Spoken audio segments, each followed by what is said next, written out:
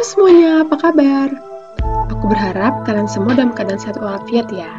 Sekalipun yang sakit, aku doakan agar penyakitnya dihempaskan dari jiwa dan rangganya. Hah? Bentar, kok rangga ya? Maksud aku tuh Mamet. Loh, kok gitu sih? Udahlah ya, bercandanya aneh.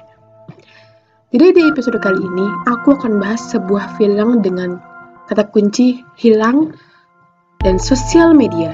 Sebenarnya kalian pasti udah tahu, karena di depan kalian, yaitu judulnya. Langsung aja kalau gitu kita mulai reviewnya.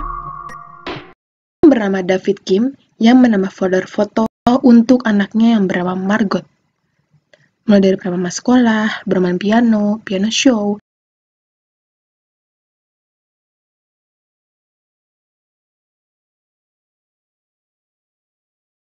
berita duka mengabarkan istrinya bernama Pam sakit kanker kelenjar getah bening.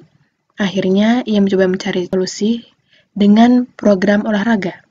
Namun apalah dikata, kondisi Pam semakin buruk hingga suatu hari ia meninggal. Namun di sini David masih tetap mengabadikan foto dengan putrinya. Setelah itu David menelpon Margot dan menanyakan kabarnya. Tak lupa ia mengingatkan Margot untuk membuang sampah. Kala itu Margot akan kerja kelompok bersama di rumah temannya dan pulang terlambat. Belum usai ia menelpon, Margot telah memutus telepon karena teman-temannya sudah menunggunya. Jam 2:30 pagi, Margot menelpon, namun David tidak mengangkatnya. Ya iyalah, gimana mau ngangkat orang tidur, jam-jam orang tidur kan pas itu. Hingga pagi hari, David tersadar. Segera ia menelpon lagi, tapi tak ada jawaban. Ia juga mengirimkan pesan namun nihil.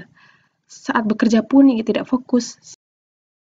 Segera ia teringat hari ini adalah jadwal les piano Margot. Namun, saat menelpon gurunya ia terkejut karena Margot telah membatalkan les pianonya sejak 6 bulan yang lalu. Sementara setiap minggunya, David selalu memberikan uang les kepada Margot. Wow, itu kemana uang segitu? 1 jam dibayar dengan $100. 6 bulan, nah kalikan sendiri aja kali ya. Sampai ia bercerita kepada adiknya dan menyarankan untuk menanyakan temannya melalui sosial media Margot. Segera ia mencoba menelpon satu persatu teman Margot, salah satunya bernama Ishak. Namun, nyatanya ia tak bersama Margot. Lalu ia memberikan laporan kehilangan agar dihubungkan kepada detektif terdekat. Tak lama, detektif Rosemary Fick menelpon dan memperkenalkan dirinya untuk membantunya dalam pencarian Margot. David juga melihat biografi dari detektif, di mana ia menyarankan untuk mengecek semua sosial media dan meyakinkan David dengan baik. Ia mulai mengambil laptop Margot dan memulai pencariannya. Ishak menelpon kembali dan menyatakan rasa sedihnya atas hilangnya Margot. Ia juga menyampaikan pesan ibunya yang bersedih atas kepergian Pam. Lalu, David menanyakan siapa teman dekat Margot. Tapi di sini, Ishak mengatakan bahwa tidak ada karena Margot pendiam dan selalu sendirian kemanapun. Begitu pula dengan Abigail, teman dekat yang terakhir bertemu dengannya. Ia tidak tahu soal keberadaan Margot. David tampak kesal karena tidak ada yang peduli soal putrinya. Namun, Abigail menambahkan bahwa Margot sering memakai aplikasi Tumblr. Tiba-tiba, datang email detektif Fick yang memberikan CCTV mobil Margot.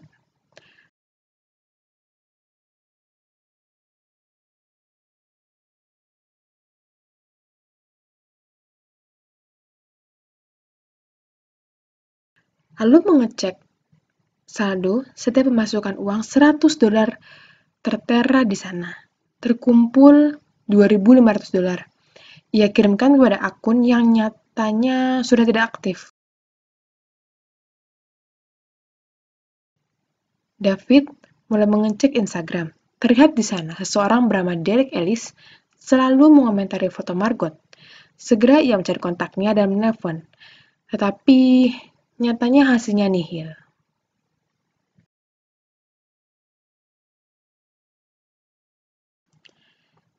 Detektif Fick mengirimkan email kembali.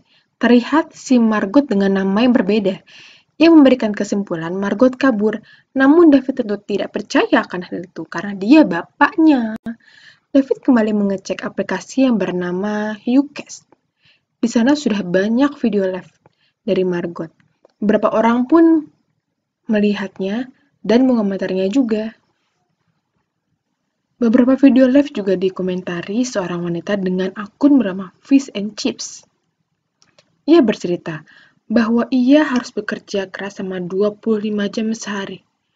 Udah gila ya, sehari itu cuma 24, 1 jamnya tuh dari mana? Lanjut. Karena orang tuanya sedang sakit kanker dan ia butuh biaya yang banyak. Dan sepertinya ia juga cukup dekat dengan Margot. Setelah itu FaceTime dari Detektif Vic. David mengatakan bahwa ia baru saja tidak mengenal putrinya setelah melihat sosial media miliknya. Detektif menenangkan, anakku juga mempunyai masalah kemarin. Jadi tetanggaku menagih $25 kepadaku dengan marah. Dan ternyata selama 2 minggu, anakku mendatangi setiap rumah untuk meminta dana yang akan diberikan ke komunitas detektif milik ibunya. Ini bohong ya ceritanya. Ia juga menambahkan bahwa kamu tidak selalu mengenal anakmu. Dan itu hal yang wajar. Setelah itu David merasa lebih tenang. Tak sengaja ia mengecek lagi aplikasi YouCast. Ada sebuah video yang mana ia mengatakan akan merasa tenang di sana. David juga melihat aplikasi Tumblr. Ia juga melihat lokasi Margot terakhir kalinya. Hanya 4-5 menit menuju tempat dan nomor busa. Seketika ia pergi ke sana dan menemukan gantungan Pokemon milik Margot. Ia juga segera menghubungi detektif Vic. Mobil diangkat dari danau dan $2.500 di dalamnya. Setelah itu beberapa berita menayangkan berita kehilangan Margot. Tim pencarian pun turut serta. Tak hanya itu, teman-temannya dan para netizen ikut meramaikan sosial media untuk bela sungkawanya. Tiba-tiba Derek Ellis mengomentari dan mengatakan, "Dia bersamaku." Seketika David segera menemuinya sampai menghajarnya akibat lelucon yang ia buat. David kembali resah. Ia melihat foto-foto penampakan dalam mobil Margot. Ia tak asing dengan jaket Vince yang ternyata milik Peter. Segera saja ia pergi ke toko elektronik untuk membeli CCTV dan memasangkan di beberapa sudut rumah Peter, adiknya.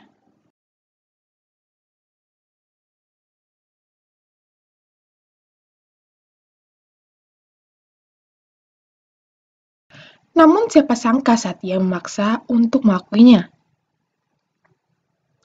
Ia berkata, "Ganja." Ya, Peter memberikan Margot ganja saat malam seusai belajar kelompok. Dan setelah itu, Peter tak tahu kemana Margot. Ia juga memberikan penjelasan atas alasan Margot membatalkan les piano karena ia akan teringat ibunya. Dan seharusnya ada support dari ibunya melalui omongan David. Tak lama, datang telepon dari detektif Fix dan mengatakan kalau aku sudah menemukan pembunuhnya. Video yang dimana berasal dari mantan napi yang baru saja bebas beberapa bulan yang lalu, mengakui telah membunuh gadis di dalam mobil hijau. Berita kembali muncul. Detektif Fix juga membuka konversi terkait penemuan pembunuh Margot. Sebuah email masuk dan mengatakan bela sungkawanya. Tak lupa ia meminta beberapa foto untuk mengenang kepergian Margot. Saat semua foto terkirim, tampaklah foto teman sosial Margot tak lain akun bernama Fish and Chips. Kembali ia menggali info tentangnya. Sebuah kejutan besar di mana ia mengaku tidak pernah ditelepon polisi, tidak mengenali Margot, dan tidak tahu apa itu aplikasi YouCast. Wah, makin rumit kan nih, sampai detik ini masih belum jelas. Kembali ia mencari info dari detektif Vic. Dan ternyata ada sebuah foto di mana ia berfoto bersama mantan napi. Wah, ada kerjasama nih di sini nih. Segera ia menelpon detektif Vic, namun tak diangkat. Setelah beberapa kali Operator mengatakan bela sungkawanya atas kepergian Margot. Ia juga bercerita bahwa detektif Vic telah melakukan tugas dengan baik dari awal dengan mengajukan dirinya untuk menyelesaikan kasus tersebut. Kaget banget tadi si David, yang dimana awalnya dia tahu kalau misalnya detektif ini ditugaskan, bukan mengajukan dirinya. Tak lama ia membuka pemakaman melalui online, ia melihat detektif Vic di sana. Saat sampai di sana, David didampingi oleh beberapa polisi, dan detektif Vic menyerahkan dirinya.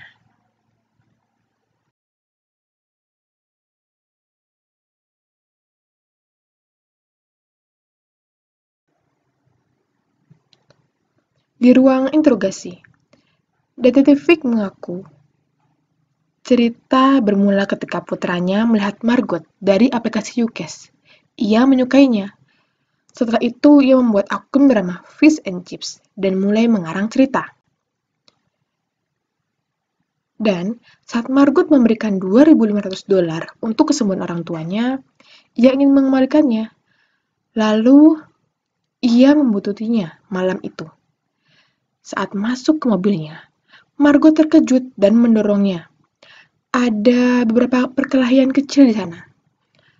Lalu ia menelpon detektif Vic, ibunya, dan mengatakan telah melakukan kesalahan. Dan setelah itu, detektif Vic mengatasi masalah anaknya.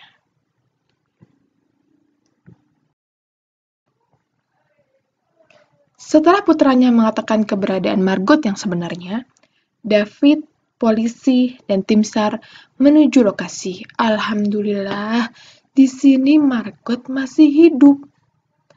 Untungnya, beberapa hari yang lalu badai besar, jadi mungkin ia bisa minum.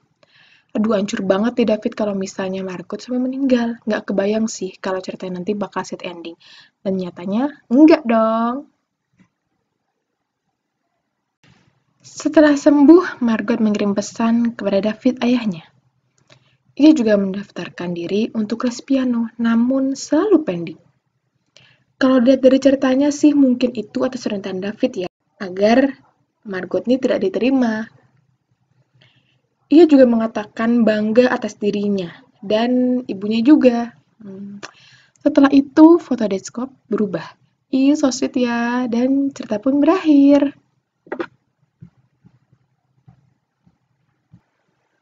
Wah, mantep banget sih ini cerita kali ini. Jadi ini cerita tentang hubungan orang tua dan anak. Ya memang harus dari masing-masing untuk mengerti keadaan mereka sendiri. Dan pesannya sini banyak banget dong. Silakan dibaca ya. And thanks for watching and see you in my next video. Bye!